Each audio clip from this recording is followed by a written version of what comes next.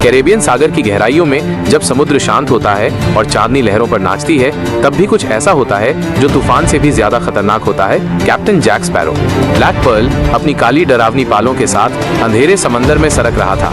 Jack हमेशा की तरह अपनी रम की बोतल को संभालते हुए जहाज के डेक पर टहल रहा था। उसके साथ उसका वफादार क्रू था, गिब्स, मार्टी, कोटन और बाकी पुराने साथी।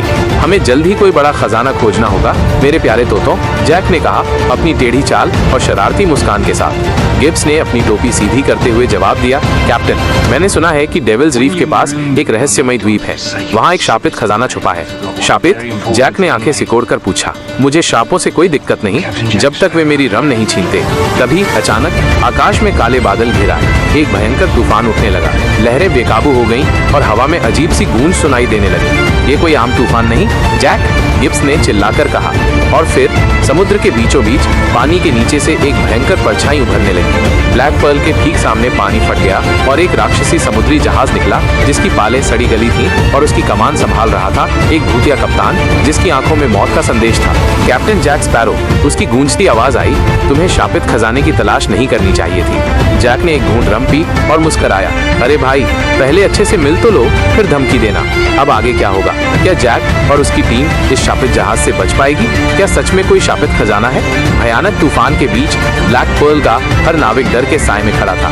लहरें जैसे आकाश तक उठ रही थीं और बिजली लगातार समुद्र में गिर रही थी। लेकिन इस सबके बीच सबसे भयानक चीज थी भूतिया जहाज। उस जहाज की सड़ी गली लकड़ियां किसी शापित कब्रिस्तान की तरह दिख रही थी। उसका कप्तान एक हड्डियों से बना डरावना इंसान था जिसकी आंखों में नीली आग जल रही थी। मेरा नाम है कैप्टन ड्रेवन, उसने गरजती आवाज में कहा, और मैं तुम्हारी आत्मा लेने आया हूँ, जैक स्पैरो। जैक ने एक घूंट रम लिया, अपने कोट को झाड़ा और शरारती अंदाज में बोला, अरे भाई, मेरी आत्मा तो कब की बिक चुकी है, लेकिन बताओ तो सही, इतनी जल्दी मिलने की क्या वजह है? कैप्टन ड्रेवन की आंखों में गुस्सा था। तुम डेविल्स रीफ के उस खजाने की तलाश कर रहे हो जिसे छूने वाला कोई भी इंसान जिंदा नहीं बचता। गिब्स ने धीरे से जैक के कान में फुसफुसाया, कैप्टन, ये वही शापित जहाज है जिसके बारे में कहानियां सुनी थी। कहते हैं जिसने भी उस खजाने को लेने की कोशिश की वो समुद्र का हिस्सा बन गया। जैक ने मुस्कुराकर जवाब दिया, तो हमें सावधान रहना चाहिए गिब्स। और फिर उसने अपनी तलवार निकाल ली, लेकिन पहले लड़ना चाहिए।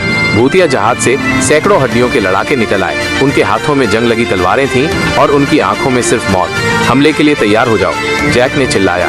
ब्लैक पर्ल के सभी क्रू मेंबर अपनी तलवारें निकाल चुके थे और फिर शुरू हुआ समुद्र के इतिहास का सबसे खूंखार और मजेदार युद्ध। भूतिया लड़ाकों ने छलांग लगाकर ब्लैक पर्ल पर हमला कर दिया। उनकी तलवारें चमक रही थीं, लेकिन जैक स्पैरो किसी आम कप्तान की तरह नहीं था। वो मस्ती और चालाकी से लड़ता था। एक भूतिया सैनिक जैक पर हमला करने ही वाला था कि जैक ने झुककर एक रस्सी खींच दी और वो सीधे समुद्र में गिर पड़ा। दोस्त, लड़ाई को थोड़ा मजेदार बनाओ, जैक ने हंसते हुए कहा और एक और भूतिया योद्धा को धक्का देकर गिरा दिया। गिब्स, मार्टी और कोटन भी पूरी ताकत से लड़ रहे थे।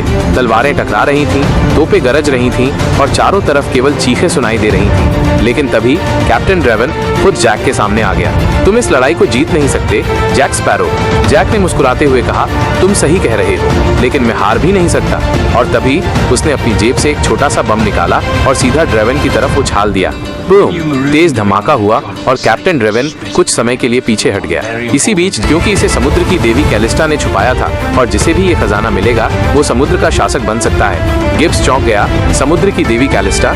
लेकिन वो तो सदियों पहले समुद्र की गहराइयों में गायब हो गई थी। जैक ने रहस्यमयी मुस्कान के साथ कहा, तो शायद अब समय आ गया है कि हम उसे फिर से खोजें। आगे क्या होगा? क्या जैक स्पैरो सच में समुद्र की देवी कैलिस्टा तक पहुंच पाएगा? क्या खजाने तक पहुंचने के लिए उन्हें और भी खतरनाक जालों से गुजरना पड़ेगा? ब्लैक पर्ल अब खुले समुद्र में था। हवाएं शांत थीं, लेकिन माहौल में अजीब सा सन्नाटा था, मानो समंदर भी जानता हो कि जैक और उसकी टीम कुछ बहुत बड़ा करने जा रही है। गिब्स ने चिंतित होकर कहा, कैप्टन, ये कोई मामूली खजाना नहीं है। अगर ये सच में समुद्र की देवी कैलिस्टा से जुड़ा हुआ है तो हमें संभल कर रहना होगा। जैक ने मुस्कुराकर जवाब दिया, गिब्स, मैं हमेशा संभल कर ही चलता हूँ। फिर उसने रम की बोतल उठाई, एक घूंट लिया और लड़खड़ाते हुए कहा, थोड़ा बहुत इधर उधर हो जाता है। मार्टी ने नक्शे को देखते हुए कहा, डेविल्स रीफ बस कुछ घंटों की दूरी पर है, लेकिन वहां जाने का सीधा रास्ता नहीं है। हमें मौत की गुफाओं से होकर जाना होगा। गिब्स चौंक गया। मौत की गुफाएं? वो तो सबसे खतरनाक समुद्री रास्ता है, वहां बहुत से जहाज गायब हो चुके हैं। जैक ने नक्शे को ध्यान से देखा और अपनी टोपी सीधी करते हुए कहा, फिर तो वही रास्ता सबसे सही है। कुछ ही घंटों बाद ब्लैक पर्ल गहरे अंधेरे समुद्री गुफाओं में पहुंच गया। चारों ओर ऊंची ऊंची चट्टानें थीं और पानी इतना काला था कि उसमें कुछ भी नजर नहीं आ रहा था। अचानक जहाज के चारों ओर भूतिया रोशनी चमकने लगी। पानी के नीचे से अजीब आवाजें आ रही थीं। गिब्स ने फुसफुसाकर कहा, यहाँ कुछ सही नहीं लग रहा कैप्टन। जैक ने अपनी तलवार कसकर पकड़ी और जवाब दिया, अगर यहाँ कुछ सही होता तो फिर ये मौत की गुफाएं नहीं कहलाती है ना। तभी पानी में हलचल हुई और एक भयानक समुद्री दैत्य उभर आया। क्रैकन। मार्टी चीख पड़ा, लेकिन ये कोई आम क्रैकन नहीं था। ये पूरी तरह हड्डियों से बना था, मानो किसी ने इसे जादू से जिंदा किया हो। उसकी आंखों से नीली आग जल रही थी और उसके विशालकाय टेंटिकल्स जहाज की ओर बढ़ रहे थे। जैक ने जल्दी से चिल्लाया, तोपें तैयार करो, हम इस भूतिया ऑक्टोपस को सबक सिखाएंगे। ब्लैक पर्ल के तोपों से आग निकलने लगी। तोप के गोले क्रैकन की हड्डियों से टकरा रहे थे, लेकिन वो पीछे हटने का नाम नहीं ले रहा था। फिर जैक को एक शरारती आइडिया आया। गिब्स, रस्सियां खोलो, हमें इसे उलझाना होगा। गिब्स ने रस्सियों को खोल दिया और जैक खुद एक रस्सी पकड़कर ऊंचाई पर चढ़ गया। जैसे ही क्रैकन ने अपने टेंटिकल से जहाज को पकड़ने की कोशिश की, जैक ने छलांग लगाई और सीधा उसके सिर पर जा बैठा। अरे दोस्त, तुम्हें कभी समुद्री स्नान मिला है? जैक ने मजाक किया और फिर अपनी तलवार से एक रस्सी काट दी।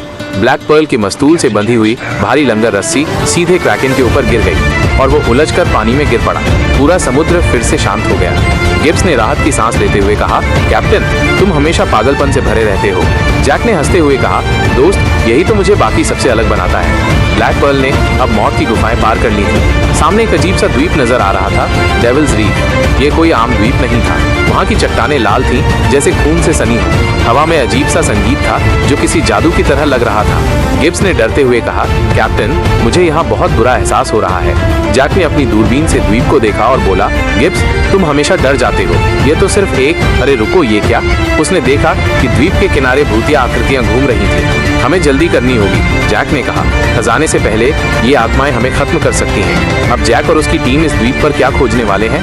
क्या ये सच में समुद्र की देवी कैलिस्टा का शापित खजाना है? ब्लैक पर्ल अब धीरे धीरे डेविल्स रीफ के किनारे आ रहा था। लहरें इस द्वीप से टकराकर अजीबोगरीब आवाजें निकाल रही थीं, मानो यहाँ से भाग जाने की चेतावनी दे रही हो। गिब्स ने घबराकर कहा, कैप्टन, हमें सच में इस जगह जाना चाहिए।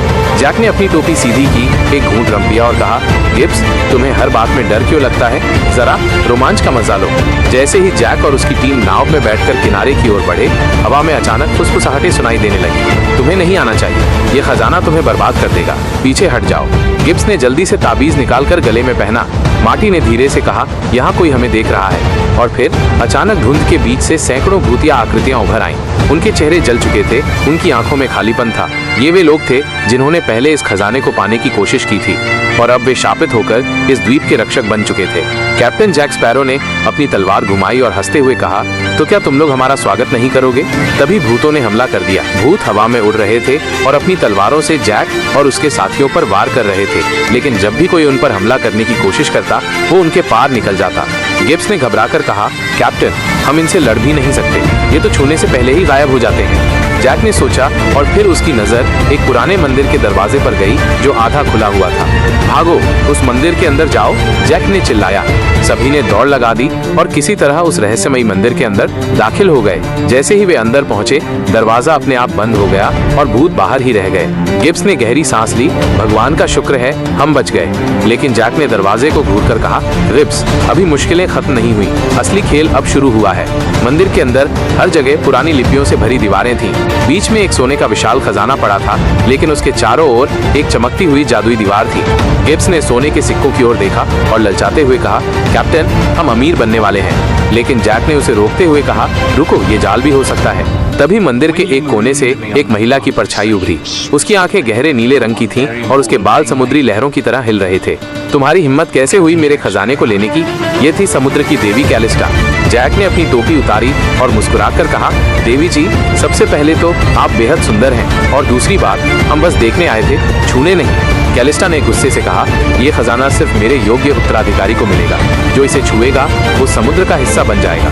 गिब्स ने घबराकर कहा, कैप्टन, ये खजाना शापित है। लेकिन जैक की नजर मंदिर की दीवार पर पड़ी, जहां लिखा था, केवल सच्चा समुद्री कप्तान ही इस खजाने का मालिक बन सकता है। तो इसका मतलब?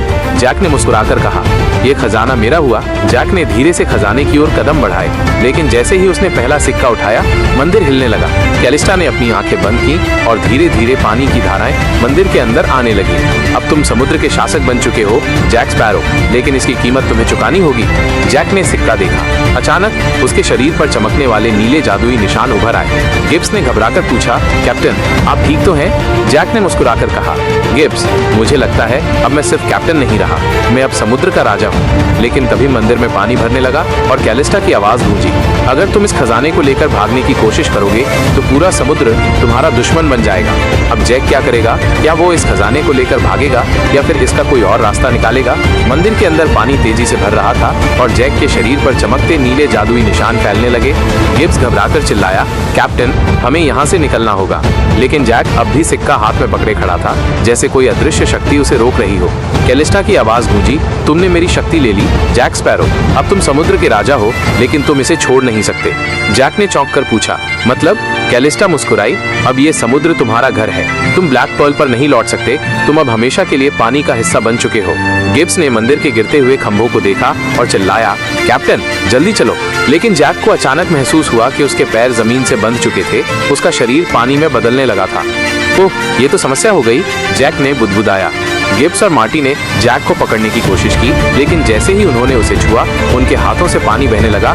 जैक सच में समुद्र का हिस्सा बन रहा था। लेकिन तभी जैक को एक आइडिया आया, अगर ये खजाना मुझे समुद्र से बांध रहा है, उसने सिक्के को देखा और फिर मुस्कुराया, तो इसका मतलब ये है कि इसे छोड़ने से मैं आजाद हो सकता हूँ। जैक ने सिक्का जमीन पर गिरा दिया। धड़ाम, मंदिर में गड़गड़ाहट हुई और कैलिस्टा ने गुस्से से चीखते हुए कहा, नहीं, ये शक्ति अब तुम्हारी है, इसे छोड़ नहीं सकते। लेकिन जैसे ही जैक ने सिक्के को छोड़ा, उसका शरीर फिर से सामान्य होने लगा। गिब्स खुशी से चिल्लाया, कैप्टन आप बच गए। लेकिन मंदिर अब टूटने लगा था और चारों तरफ पानी ही पानी था। जैक और उसकी टीम मंदिर से बाहर भागे, लेकिन बाहर उनका इंतजार कर रहा था कैप्टन ड्रेवन और उसकी शापित सेना। मैंने कहा था जैक स्पैरो, तुम इस खजाने को नहीं ले सकते, ड्रेवन गरजा। लेकिन जैक ने मुस्कुराकर कहा, अरे दोस्त, खजाना तो मैंने छोड़ दिया, अब तुम्हें मुझसे क्या चाहिए? ड्रेवन ने तलवार निकाली, तुमने मेरी आत्मा को मुक्त करने का मौका खो दिया जैक, अब मैं तुम्हारी आत्मा लूंगा। और तभी भूतिया योद्धाओं ने हमला कर दिया। ब्लैक पर्ल के नाविकों ने अपनी तलवारें निकाली और समुद्र के किनारे सबसे भयानक युद्ध शुरू हो गया। गिब्स और मार्टी दुश्मनों से लड़ रहे थे, जबकि जैक सीधे कैप्टन ड्रेवन की ओर बढ़ा। दोनों की तलवारें टकराईं और लड़ाई शुरू हो गई। तुम जैक स्पैरो हो, लेकिन क्या तुम अमर हो? ड्रेवन ने तंज कसा। जैक ने मुस्कुराकर कहा, नहीं, लेकिन मैं बहुत चालाक हूँ। और तभी उसने अपनी जेब से एक जादुई शीशा निकाला और ड्रेवन के सामने कर दिया। जैसे ही ड्रेवन ने अपनी परछाई देखी, उसकी आत्मा चीख पड़ी, नहीं, ये नहीं हो सकता। ड्रेवन का शरीर धुएं में बदलने लगा और वो हवा में घुल गया। ड्रेवन खत्म हो चुका था। ब्लैक पर्ल के नाविकों ने जीत की खुशी मनाई। गिब्स ने जैक की ओर देखा और कहा, कैप्टन आपने फिर से मौत को हरा दिया। जैक ने रम की बोतल उठाई और हंसते हुए कहा, गिब्स ये मेरा रोज का काम है। ब्लैक पर्ल ने डेविल्स रीफ को छोड़ दिया और खुले समुद्र में आ गया। गिब्स ने पूछा, अब आगे क्या कैप्टन? जैक ने दूर समुद्र की ओर देखा और कहा, एक नया एडवेंचर गिब्स, हमें